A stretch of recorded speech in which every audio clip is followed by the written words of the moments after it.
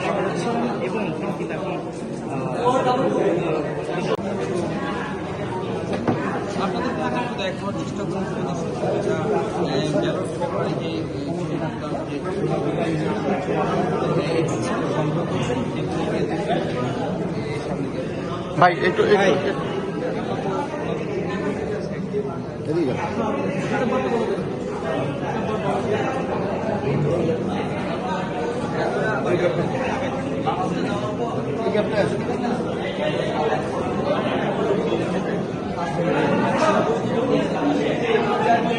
Silver টিপ কন্ট্যাক্টে তৈরি নিরাপদ ও নান্দনিক ক্লিক সুইচ নির্ভরতা জীবন জুড়ে।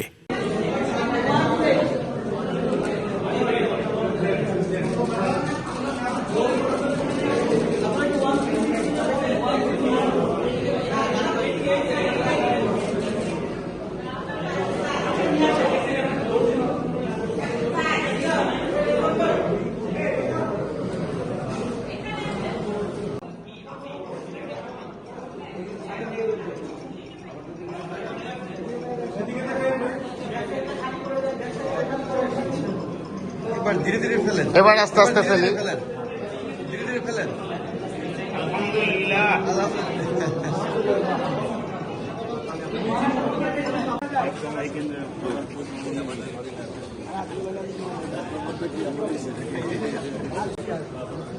আপনি কি তাহলে ভোট দিয়ে আসবেন?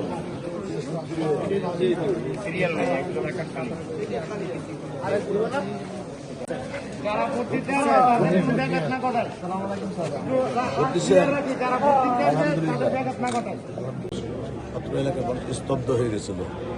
আমি সাথে সাথে মৌলভীবাগের ব্যবসায়ী সমিতির সভাপতি সেক্রেটারিকে বললাম, আপনারা ইমিডিয়েট একটা মিটিং ডাকেন।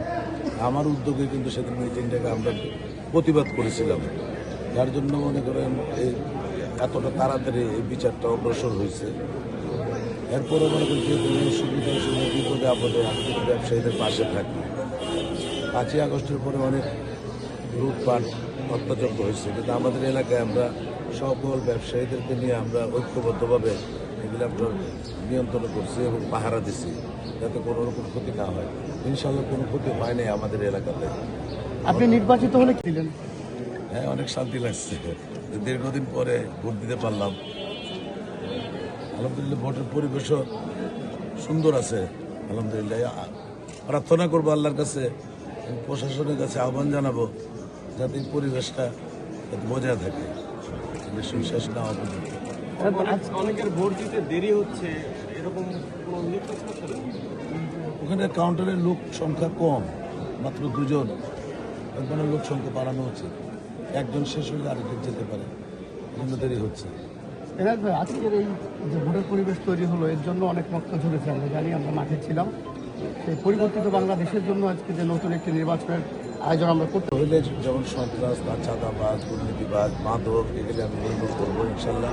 এবং মানুষের কল্যাণে কাজ করবো, ট্যাক্স খাজনা, তারপর ভ্যাট যে জটিলতা আছে এগুলো আমরা সমাধান করবো ইনশাল্লাহ।